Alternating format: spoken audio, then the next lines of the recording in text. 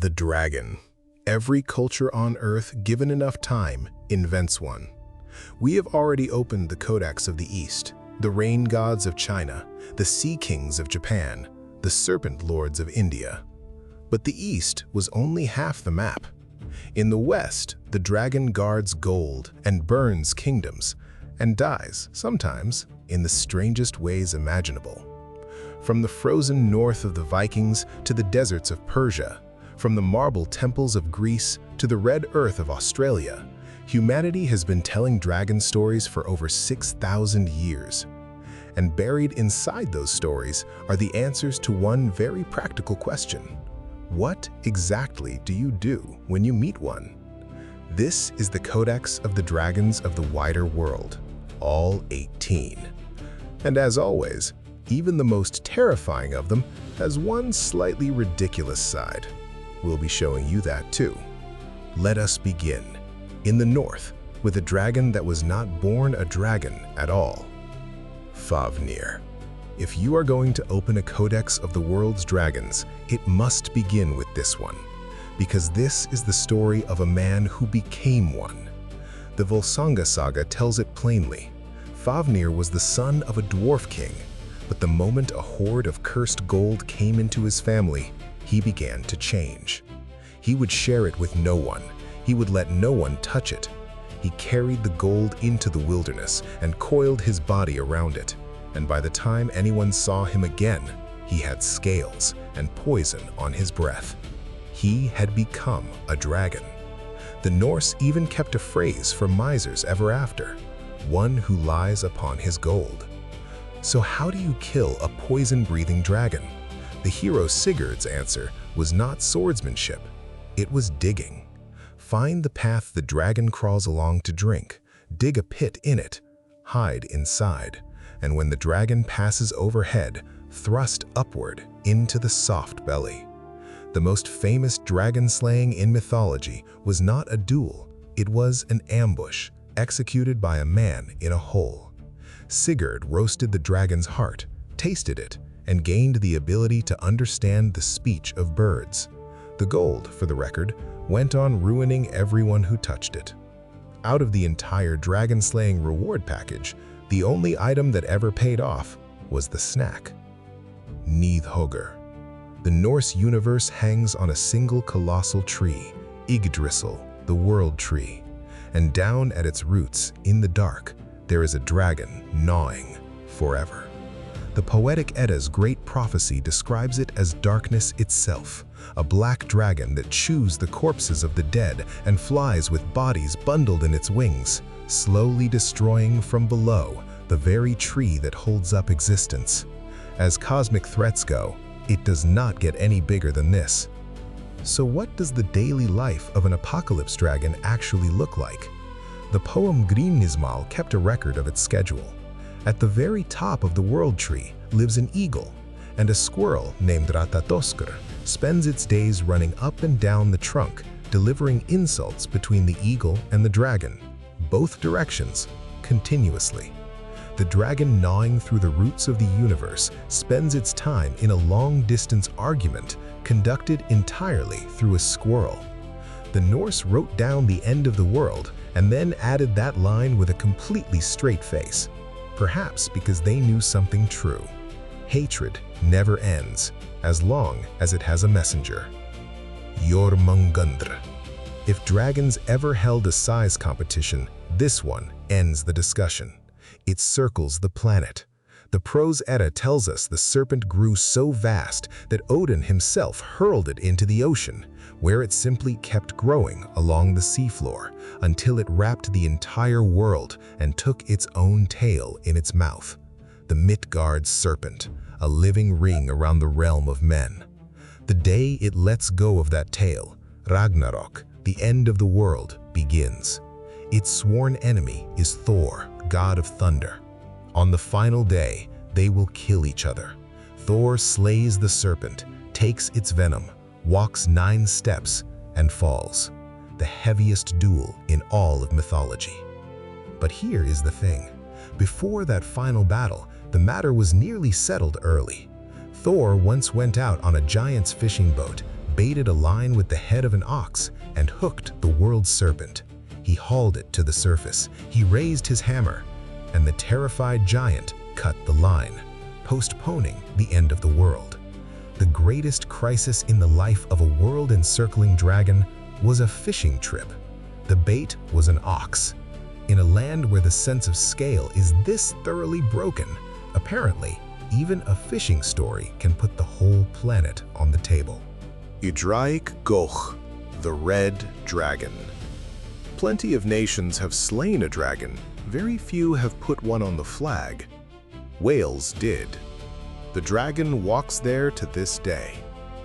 The 9th century Historia Brittonum tells the story. A king tries to build a tower, and every night it collapses. A young boy, Merlin before he was Merlin, sees the cause. Deep beneath the hill, 2 dragons are locked in endless battle. A red dragon for the Britons and a white one for the invaders. The red dragon, says the prophecy, wins in the end. That prophecy is the origin of the flag, which raises a question. What were 2 dragons doing under a hill in the first place? The Mabinogion recorded the sealing procedure. An earlier king dug a pit at the exact center of the island and placed inside it a vat filled to the brim with mead. The battle-weary dragons drank, passed out, and fell asleep. They were then wrapped in cloth, packed into a stone chest, and buried. The official national capture method for a sacred beast of state: get it drunk and wrap it up. And if you ask why the Welsh loved this flag so dearly, one suspects the answer includes the procedure. Zmey Gorynych, a dragon of fire with 3 heads, the serpent of the mountains. In the northern seas and mountains, the Russian heroic epics, the Bylinas, this is calamity itself. It burns villages, breathes fire, and carries people off from the capital. Cutting off a head is pointless. The 3 heads defend one another, and fire seals every wound. Its battle against the hero Dobrynya Nikitich, the songs tell us, lasted 3 days and 3 nights. So what weapon did the hero bring to this monster? The epic's answer is not a sword. It is a hat. Dobrynya, in the story, was ambushed while bathing in a river. He had no weapon. The only thing within reach was his hat, lying on the bank, filled with dirt. He struck the dragon with it, beat it down, and took the first victory. That is the Bylina. Right next to the record of a 3-day, 3-night death struggle, it says, in effect, opening weapon, hat. Every child who ever heard this told by the fire asked the exact same question. Why was there dirt in the hat? The epic to this day has declined to answer. Leaving the northern seas and mountains, we turn west, because in the towns of Europe, dragon slaying left behind records, and some of them are remarkably specific. The Wawel dragon. In Krakow, the ancient capital of Poland, beneath the hill of Wawel Castle, there is a real cave, known to this day as the Dragon's Den. A 12th century chronicle records the monster that lived there. It devoured livestock, it terrorized the city, and the knights lost again and again. The one who finally stepped forward was not a knight, he was a shoemaker. The craftsman Scuba's plan went like this. Take a sheepskin, stuff it tightly with sulfur, leave it outside the cave. The dragon swallows it whole, the sulfur ignites in its belly, the burning becomes unbearable thirst, and the dragon drinks from the Vistula River, and drinks until it bursts. The monster no sword could kill was brought down by one of the oldest poisoned baits in recorded legend. Today, a bronze statue of the dragon stands in front of the cave, and the city of Krakow has equipped this statue to breathe actual fire on a gas line every few minutes. A dragon they killed 800 years ago kept breathing fire forever at municipal expense. Say what you will, Poland's tourism board understands exactly what mythology is for. The Tarasque. Southern France, the river Rhone, the head of a lion, the shell of a turtle, 6 legs, and a serpent's tail. The river dragon recorded in the 13th century golden legend. It sank ships, it ate people. Every knightly weapon bounced off the shell. What subdued it was not an army. It was one holy woman, Saint Martha. She carried no weapon at all. She walked toward the monster, singing hymns, and sprinkled it with holy water. And the man-eating dragon went quiet, docile as a puppy. Martha looped her belt around its neck and led it back to town, on a leash. The sad part comes next. The tamed dragon was beaten to death by the townspeople, and then the townspeople felt ashamed. So ashamed, in fact, that they renamed their entire town after the creature. It is called Tarasque to this day, and every year since, the town has held a festival parading a giant effigy of the Tarasque through the streets, a festival now inscribed by UNESCO as intangible cultural heritage. They killed the monster, gave it the town, and raised it into World Heritage. As apologies go, this is among the largest ever issued. And now, to the land that invented the template, the Mediterranean, Greece. Every hero slays the dragon story owes something to this place, although here, the dragons tend to lose in unusual ways. The Hydra, the 9-headed water serpent of the swamps of Lerna, and the original monster that gets stronger if you fight it wrong. Hesiod's theogony names its mother, Echidna, mother of monsters. The goddess Hera raised this one personally for a single purpose, to kill Heracles. Cut off one head, and 2 grow from the stump. Its breath is poison. Its blood is poison. This was the second of the 12 labors. Heracles' solution was not strength, it was surgery. He brought his nephew Iolaus along with a torch, and every time a head came off, the stump was cauterized, burned shut instantly. The regeneration stopped. The final head, the immortal one, was buried alive under a great rock, where, Apollodorus assures us, it remains. One more thing. In the middle of this fight, Hera sent in reinforcements, a giant crab. The crab pinched Heracles' foot and was immediately crushed flat. Hera, moved by its service, placed it in the heavens as a constellation. That is Cancer. So, to everyone born under the sign of Cancer, your star sign commemorates a crab that joined a dragon fight and was stepped on within seconds. Ladon. At the far western edge of the world lies the Garden of the Hesperides, where the golden apples of Hera grow, and guarding them, a dragon with 100 heads that never sleeps. As security goes, this is perfection. 100 heads watch 100 directions. Sleep, the one universal weakness, has been removed from the system. Forcing your way past it would bloody even a hero of Heracles' class. So how did Heracles actually get the golden apples? In the most famous telling, the answer is he didn't fight. He walked up to the Titan Atlas, who stood nearby holding the sky, and who happened to be family to the garden's keepers, and made an offer. "I'll hold the sky for a moment. Would you mind fetching the apples?" To the dragon, Atlas was practically the owner. He walked straight in. The errand was a complete success. 100 heads, 0 sleep, perfect coverage. Defeated by ask someone with access. 3,000 years later, every security expert on Earth will tell you the same thing. The biggest hole in any system is an insider. Ladon, for his part, was placed in the sky afterward as Draco, the dragon constellation that circles the northern sky all year, never setting, dead and still on the night shift. Python. In the mountains of central Greece, below Parnassus, a great serpent guarded a chasm in the earth, a child of Gaia, keeper of one of the world's first holy places. The Homeric hymn to Apollo sings its end. The young sun god drew his silver bow and shot the serpent dead. It rotted where it fell, and on that spot, Apollo built his own temple. That temple became Delphi, the center of the ancient world, the navel of the earth, where kings lined up to hear their futures.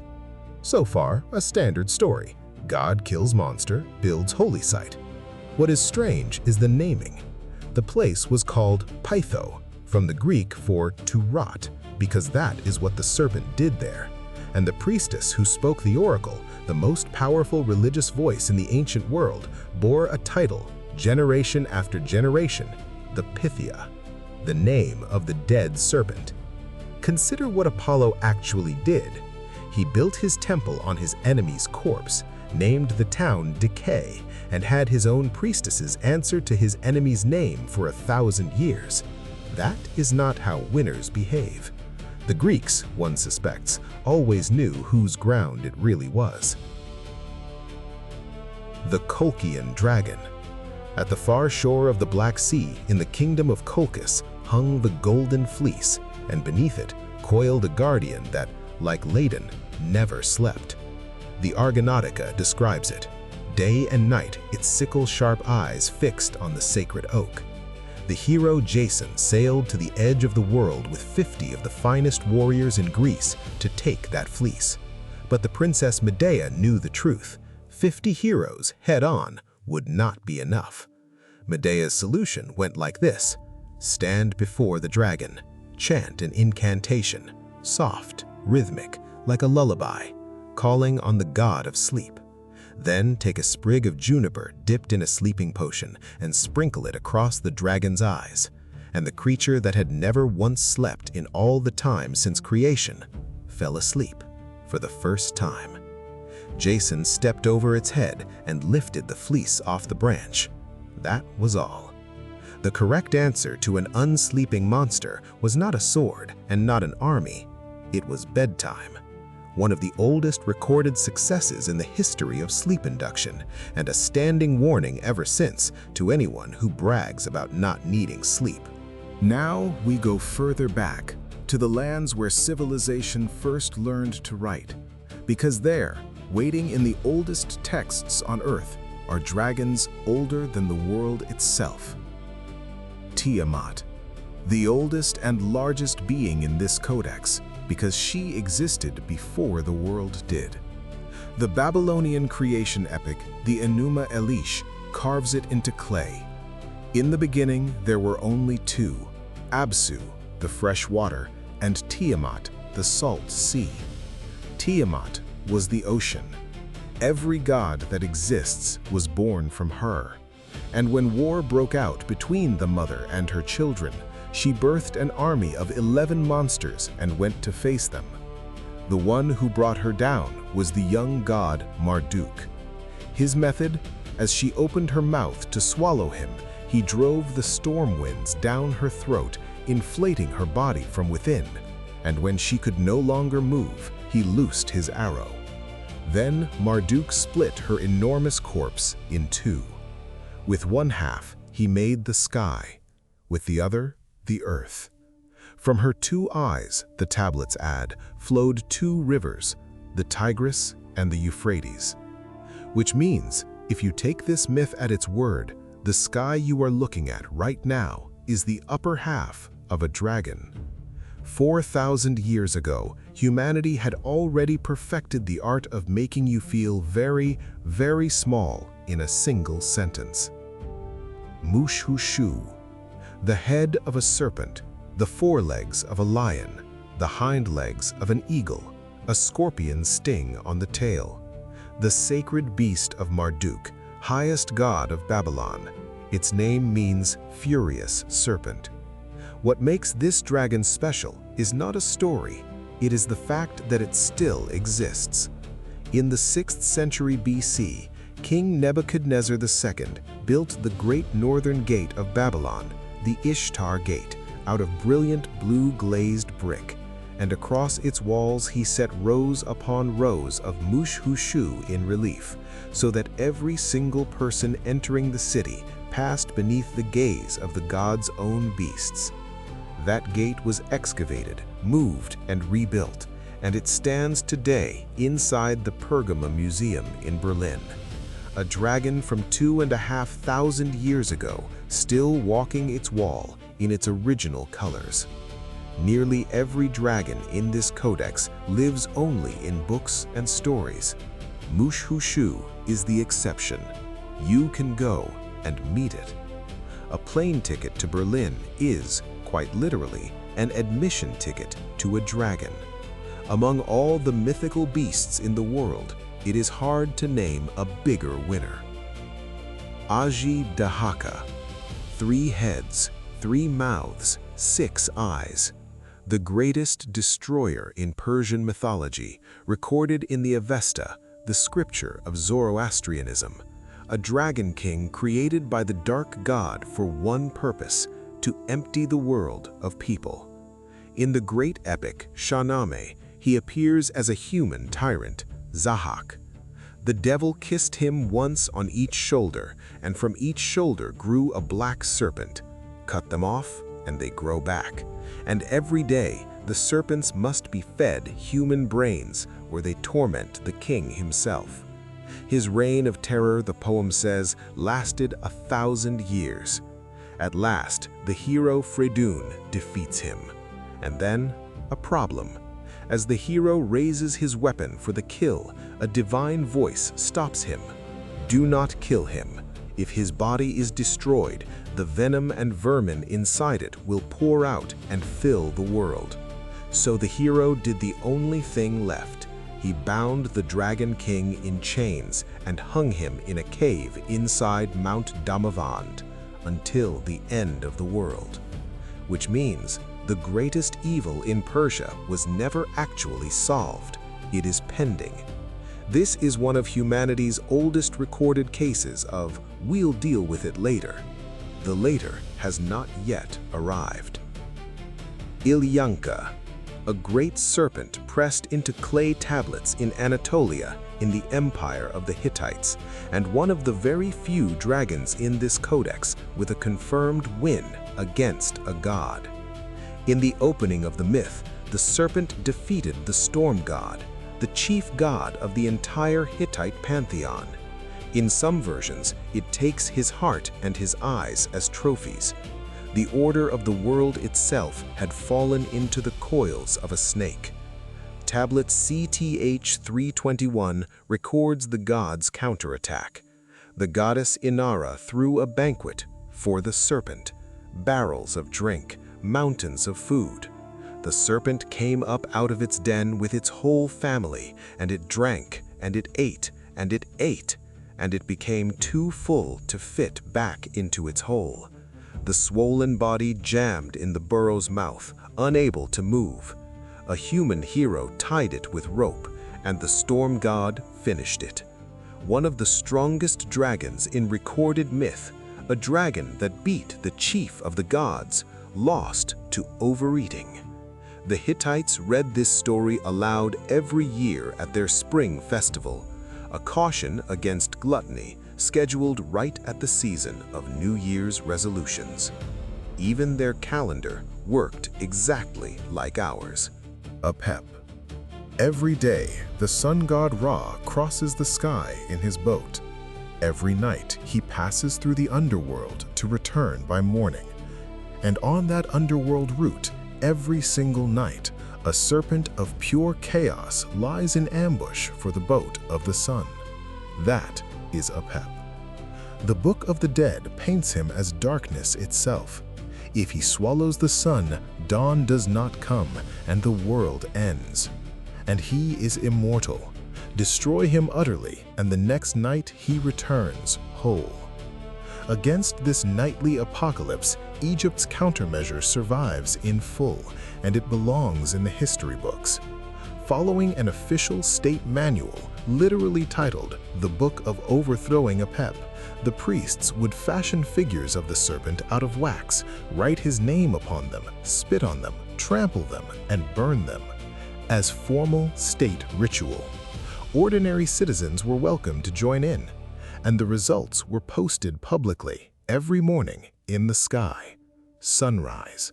The sun came up, meaning Apep lost again last night. an official daily bulletin, which makes Apep a being who has now lost every single night without one exception for thousands of years. Immortality, it turns out, has a fine print. It is also the ability to experience defeat an unlimited number of times. Finally, we cross the oceans to lands that never touched the old world at all, and there, waiting, were serpent gods without wings. Quetzalcoatl, the feathered serpent, one of the highest gods of Mesoamerica, worshipped across 2,000 years of civilizations. The Aztec codices paint him as a great serpent clothed in the green feathers of the Quetzal bird. He is the god of wind, he is the planet Venus, and above all, he is the god of civilization itself, the one credited with giving humanity the calendar, books, and learning. Among gods who demanded human hearts, tradition remembers him as the rare one who disliked human sacrifice. His greatest deed was delivering humanity's staple food, maize. According to the old accounts, the maize lay hidden inside a great mountain, and none of the gods could get it out. Here is how Quetzalcoatl solved it. He transformed himself into a black ant. He joined the ant column marching into the mountain, and he carried the grains of maize out, one kernel at a time, on his back. The god who commands the wind and wears the morning star chose to deliver the single greatest gift in the history of civilization at ant size. If you ever need proof that greatness has nothing to do with scale, no myth on earth says it better.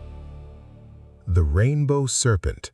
The final entry in this codex is quite possibly the oldest dragon humanity has ever believed in. In the traditions of Aboriginal Australia, at the beginning of the world, the dreaming, a colossal serpent moved across the land. Where its body passed, valleys and rivers were carved. Where it came to rest, waterholes formed. The very shape of the continent is this serpent's track. It lives still in the deep waterholes, and it governs the rain and life itself.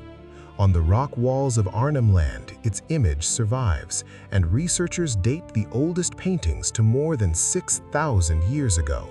The same land, the same being, painted and spoken without interruption ever since, older than the pyramids and still an active faith. And the rules for dealing with it have been handed down just as clearly. Do not foul the waterholes. Do not make noise at the water. Respect the places where the serpent sleeps, and the rain will fall as it should. One more thing. The rainbow after the rain is said to be the serpent itself moving from one waterhole to the next, which makes this the only dragon in the codex that anyone can still see from time to time. So the next time a rainbow appears, remember what you are looking at. That is not a weather report. That is a sighting. 6,000 years and counting. 18 dragons, from a man who turned into his own treasure to a serpent that shaped a continent. And if you are wondering about the other half of the map, the rain gods, the sea kings, the dragons of the east, their codex is already written. It was the very first volume we ever made. You'll find it on your screen now. The codex is complete for today.